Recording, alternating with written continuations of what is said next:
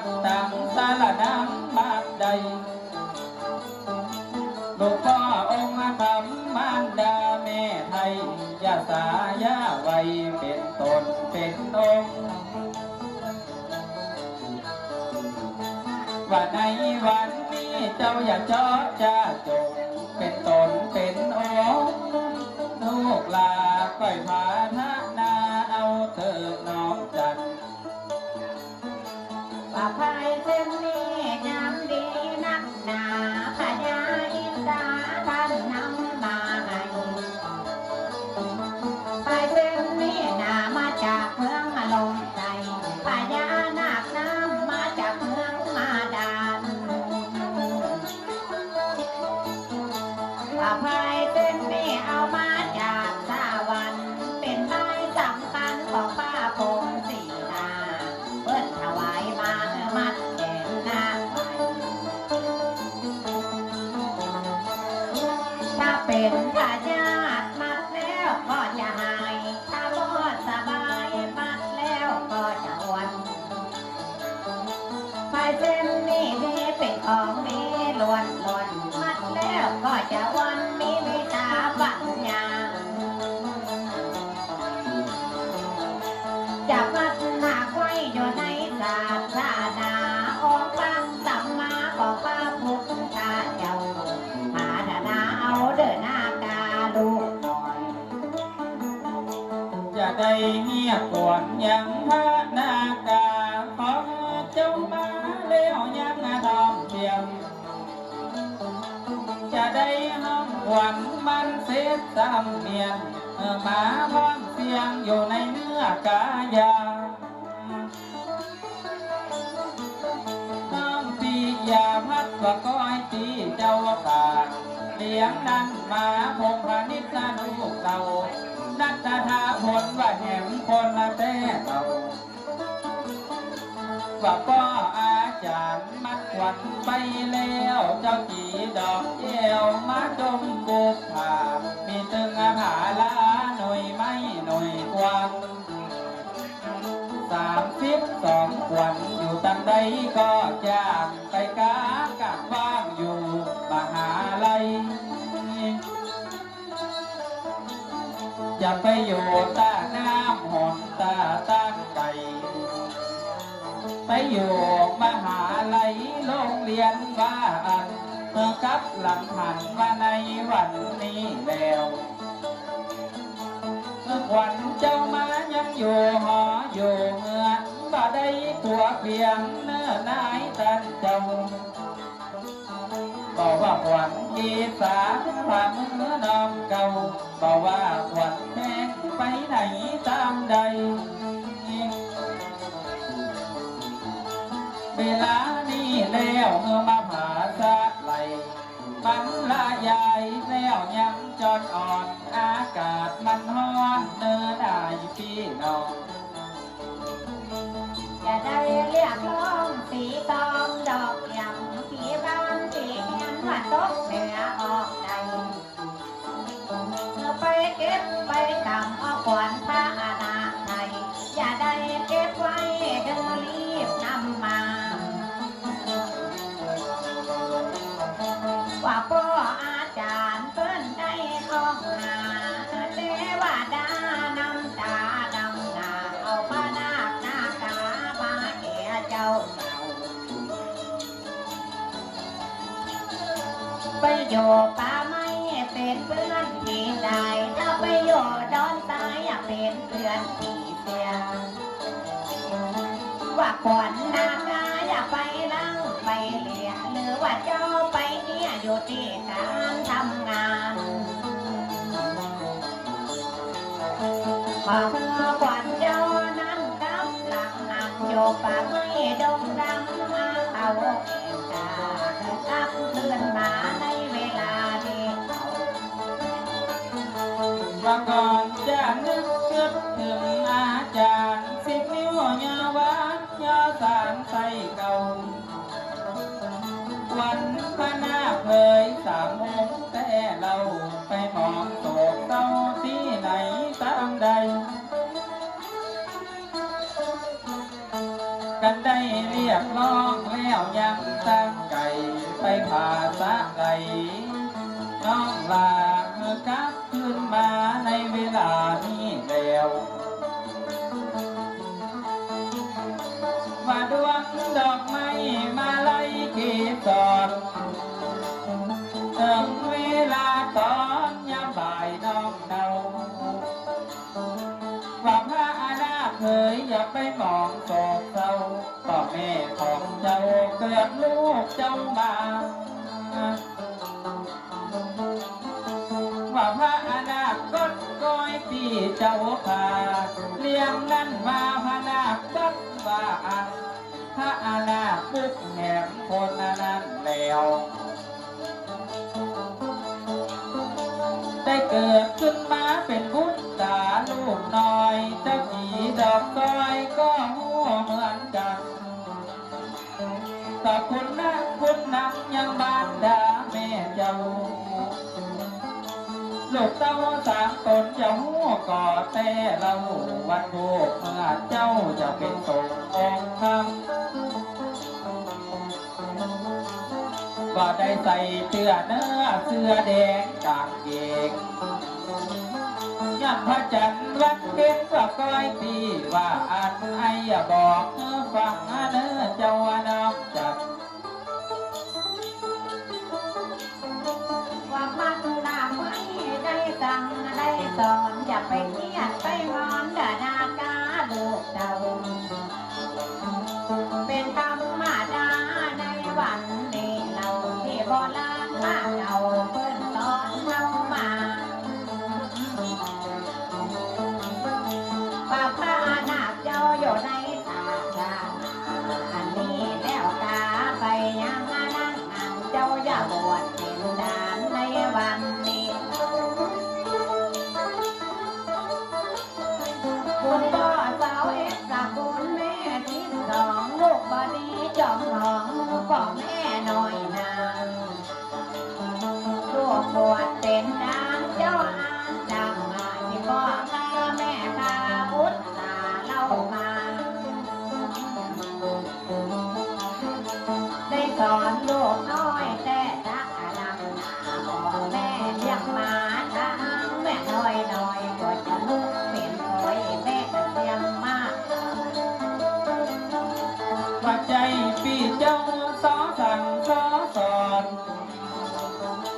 ก็เป็นคำวอนเนื้อนายน้องเนาลังเพื่อคำสอมันมาขวัญเตควีตัวนั้นลูกเต่าไม่ยะน้องเนานั้นเขาลำคาญว่าย้อนแม่เจ้าว่าเลี้ยงดูบุตรตักแม่เจ้าป้ามันว่าเก้าเดือนว่าอันต่อคุณนะคุณหนังว่าในวันนี้แล้วอากาศมันร้อนก้อยอดเอาตึกแม่เปิ้นอดก็30 วันไปเลี้ยงลูกใจอยู่เดือนยามดอยจะเล่าว่าใครการมันเรียบร้อยแม่มีน้ำตาย้อยแม่ก็อดเอาแม่เกิดลูกเต้าถึงหาไหนบอกเหนือแม่อยู่เดือน30 วันแม่นมันแสนทรมานนักเหลือปวดนี้อาจารย์ห้องควัน30 นาทีเจ้ามาควันเตกี้10 นาทีเต้าอันอยู่ในจ้าหนอบิดาก็จัดตัวก็น้อยกับแม่เลี้ยงก่อย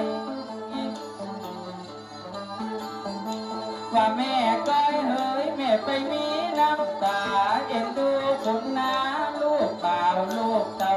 มาเอ็นดูเขาจะบวชครั้งนี้ไอ้น้องจังสอนี่ไปลบหวนของละขบวนยังตัวหน้าแก้ว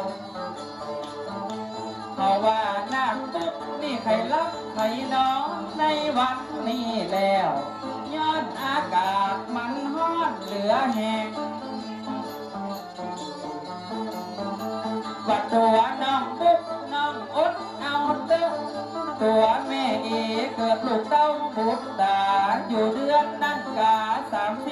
เม่นพันแต่ทอ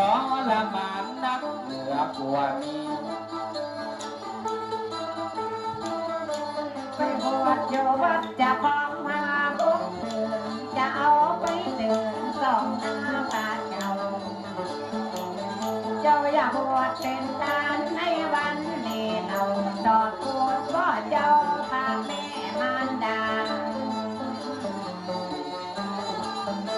ว่าพระนาคน้องแต่นักนังเวลาเข้ามานั่งห่างเจ้าอย่าบวชเป็นทานในวันนี้ว่าพระสะวงเป็นตาเพื่อนลึกกันน้ำบ่อยึงพรดึงบ่อไหลจะไปอาศัยว่าดอกโกนตาสินนกกาบินฮักว่านกวักที่ดินดอกโกนตาสินตาแม่มารดา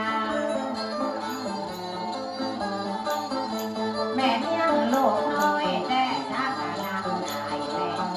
ลูกมาดอนเมื่อน้อยน้อยก็ยอมโคตรจอยหรือหน้ากาน้อง ว่าปี42แม่จะล้มจะตายแม่เกิดลูกชายน้อเจ้าแม่ต้องประมาณว่าน้องบัดแต่เราถึงปี42นั้นก็พอดี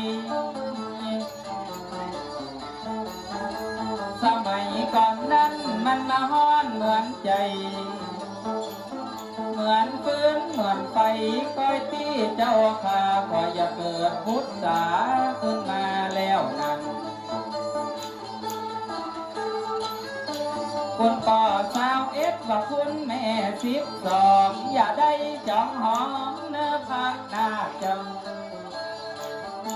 บักพระนาคบักก่อนในวันนี้เราคนนี้นอกเนาพระนาคก็กาได้อายุเจ้าใดก็26 ปีไปวันน้อพ่อใจน้องก็กระดองลาเป็นลูกบุตรตาแม่ทอนแม่จังอายุสาวฝ่ายกันจะบวชเป็นตุ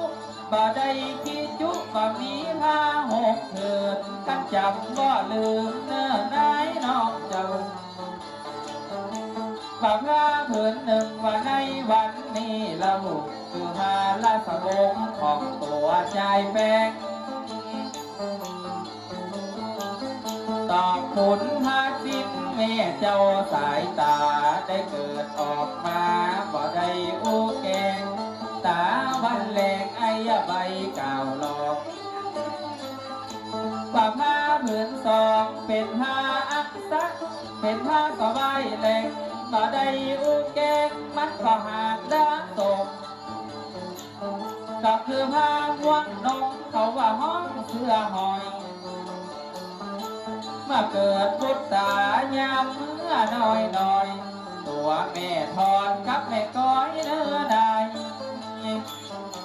ว่าผ้าผืน3จะแก่ปัดไทยผ้าผืนใดก้อยตีว่าอันเฮออีแม่สีครับบอกพระนาคเจ้า ใส่โอปะพดเป็นอาภาเผื่อนตามจะบอกเธอฟังนี่แม่จะบอกไงจะไปดอกโกนยังมาสายดำใหม่แม่เอา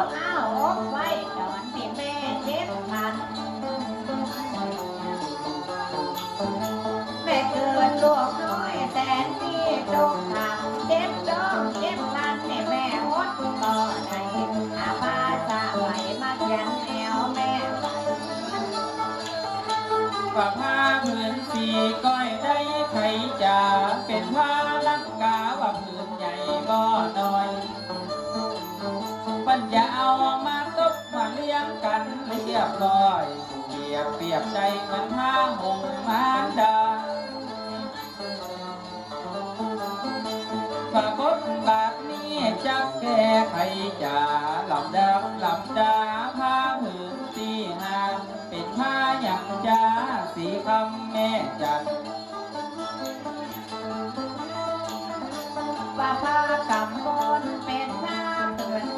อบคุณพาเขียนต้มแม่กลัวบ้วนหย่อนแม่กลัวบ้วนไหลอยู่กับเรียนไปแม่เกิดลูกน้อยถ้าแม่มารดากว่าม่อนหย่อนม่วนน้อยเจ้าผีดอกซอยหาเอาผ้ามาพันว่าหลอนวันนี้แต่ชักนางหน้าทุ่งนางมารดาแม่นามีแนวหนาได้มานั่ง ถ้าเหือนที่หกในจกนาจะเป็นมาสังมาป้าป่าลูกเราจะไปปะไปฝังว่าในวันนี้เราไปตอบคุณยังอีปอสมพรว่าตัวป้อน้อยเขาบละหมอกหัวใจเจ้ามอนก้อยที่ว่าอันเปิดรับทำงานที่งามแต่แล้วกันอย่าสอนไปนักกันอย่าสอนไปหลายจังซ้อก็อย่าอายพระนาคแก้วเจ้าย้อนว่าพระนาคเป็นคนดีแต่เราเปิดนัดทำงานอยู่สมุทรปราการขอสุขมาวัดตั้งที่กลางทางกันพิษพลาดยังขออภัยจนใดพระนาคคงเข้าใจแล้วกานาคนองปากเก้าจะตายอังบาซิบจะตายเมื่อได้บวชลูกใจเงี่ยสักครั้งเนื้อเจ้าอันนี้เป็นบุญคุณมารดาแต่เราที่ตัวพระนาคเขาอย่าบวชเป็นตาจะไปกึดมันหน่อยมันมีนักเหลือลายย้อนเขาเป็นป้อใจก้อยที่ว่าอันได้มาบวชเป็นตามันตึกดีแต่มันไปแล้วแม่ตั้งนั่งหลายถ้าจะเอาไปขายว่าใจพักตามจอง แม่ขายแม่ครับ ถ้าหน้าคาตาเปิดมีพี่เมน้องคนที่เกี่ยวข้องเป็นเศรษฐีมีเงินว่าหลอนวันนี้เจ้าบ่าวเล่นเป็นคนมีเงินนอดว่าน้องนาแกไข่ยาบอกมาเจ้า เขาว่าทำดีมันยังมายากเหมือนพระนาคทำบาปนี่มันง่ายเหมือนใจพอพระนาคไปอย่าบวชเป็นสงฆ์องค์เจ้าว่ามีจังสอนนี่มาเกิดมาบังว่าในวันนี้เราบ่เมื่อน้องเนาไปบวชเป็นตาก่อนเจ้าจะบวชก้อยตีเหมือนกันจักเล่าใครกันเจ้าข้าก้อยลำดับลำดากันมาเจ้าไทยเอาลูกกันว่าไทยเอาหลานไปเป็นสมปานไปนาว่าตัวแม่ทอนเจ้าอ่อนซ่อนมากับบ่อสมพรก็ยังเรดิโอเจ้าไข่เอาลูกเจ้าก้อยไทยเอาหลานหน้าคงพาณิชย์เจ้าก็ได้อวดโออกปะโถทำโมสมพรพ่อเลี้ยงปัจจัยเอานักกันปัจจัยเอาลายมอบให้ลูกชายคนเดียวเต้าอันพนาก็เจ้าซอยดอกฟ้าลูกจันเขาอย่าบวชแทนคุณป่าสมพรเหยจนป่าได้หายโสดแสงวิตูนจากมาจ่าอ่อนตัวแม่ทอนว่าจะได้แม่จัก เสียดายแต่เนื้อลูกเต้าสองตนเกิดมาเป็นคนเนื้อหนักบ้านนาลูกเต้าได้มาบวชเป็นตาในวันนี้เรากำแขนน้องบ่าวชื่อนาคุกแห่งคนจะได้ชาวละว่าแล้วยังตัวตนเจ้าแสงตามนก้อยปีใจใจกันว่าไผจะให้เข้าใจมาเจ้าถ้าเปิ้นมาขอให้แม่จึงบอกถ้าเปิ้นมาซื้อเอาก็จะเอาใจเอาหลายเรื่องนี้ดอกเอาถ้าหน้าโดนบุญให้วันนี้จังสอนให้เจ้าเป็นคนนำมาว่าอันนี้แล้วแต่นักเกิดว่าตัวมันมาหวังว่าวันนี้อย่าบอกเอาได้จะว่าอย่างใดก็เหนื่อยแม่เลยอย่าไปนักเสยมาไถ่เอาหน้าเจ้า เฮ้ยเป็นไทยแล้ว เวลาเข้ามาแต่เอาขอบคุณเจ้าเจ้าพิษตามารดาจะเอาหน้าไว้ในตาตาเวลาไม่เป็นบ้าไม่เจ้าตั้งใจเอาเดือหน้ากาหน้า ว่าพ่อสมพรสีทองแม่เจ้าน้ำตามาเบ้าเลี้ยงลูกโคตังแม่มาไทยองค์พามลูกเต่าชื่อพระอนาคตก็ในวันนี้เราบ่ได้โศกเศร้าอันใดว่าเจ้าแม่ถอนตั้งอกตั้งใจเติมจะให้เอาลูกเอาเต่าก้อยผาธนาเอาเป็ดเกาห้องไป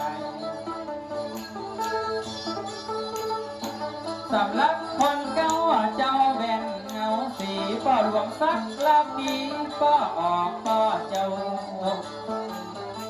จะได้เอาไทยวันในวันนี้เราห้องดวงวิญญาณของตัวป้อเรือง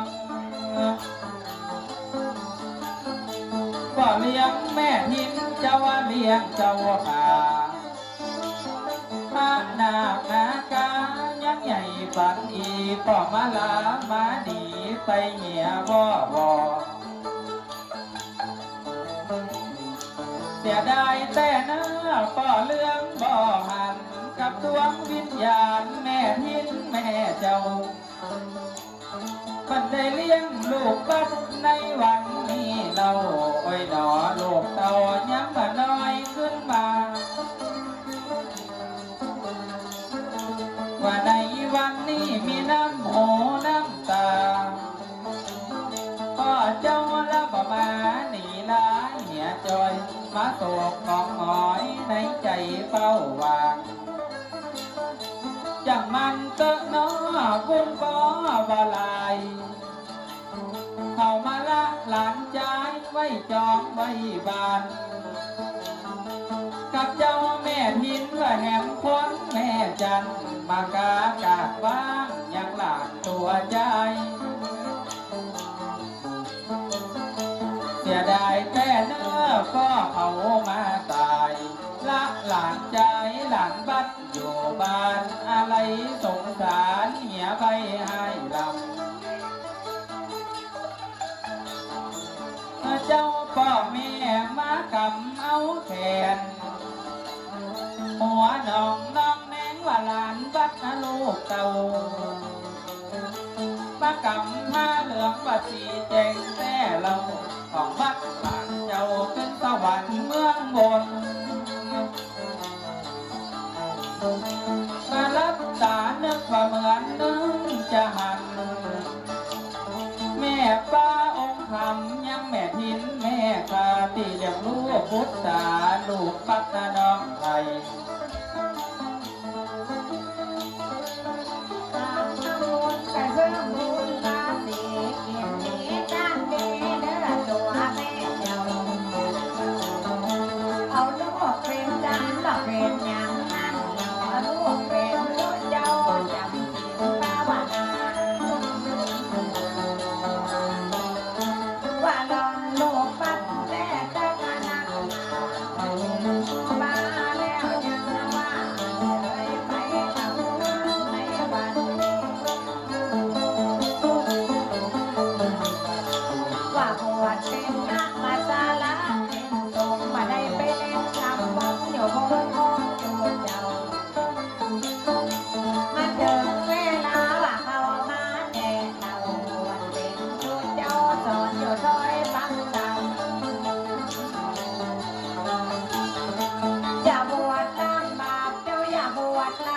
ำอีกำมาโนกำบ่าวเรือมาไก่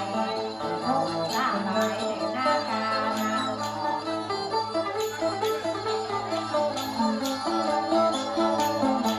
ปัจจาวาลูกบัดแสนตีน้อยใจ แม่ป้าแม่นายหนีลาออกบ้านว่าเขาแม่ทินน้อยดอแม่จันมาหับยังแล้วของกินของตาม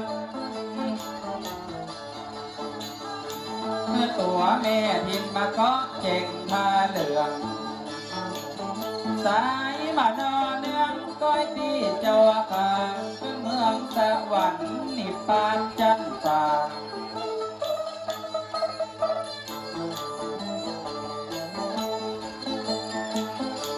ประสวนพระนาคขึ้นบ่ได้จองห้องว่าพระอนาคตก็เห็นตนน้องเนา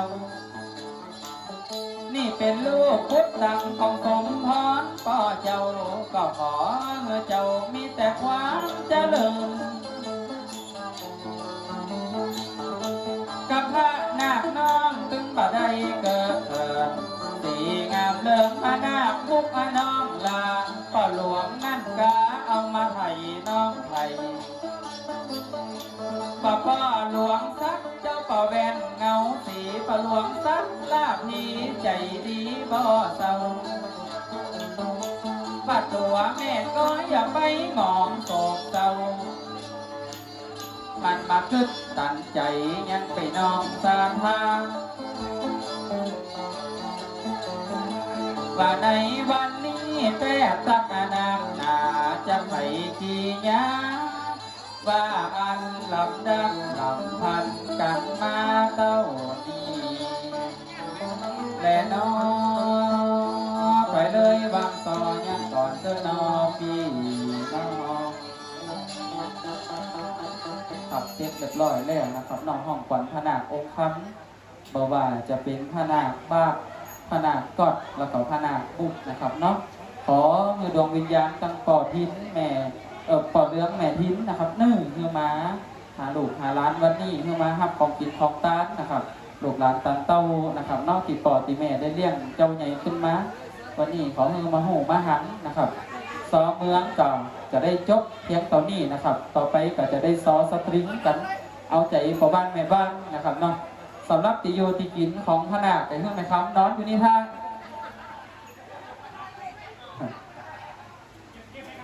จากซอสีคำกับซอสติ้งมาได้กันนอนลงครับเนาะเป็นห้องดวงวิญญาณต้องขออุ้ยแม่อุ้ยเนื้อเพื่อมาหูมาหันวันนี้อันนี้นะขอโทษนะ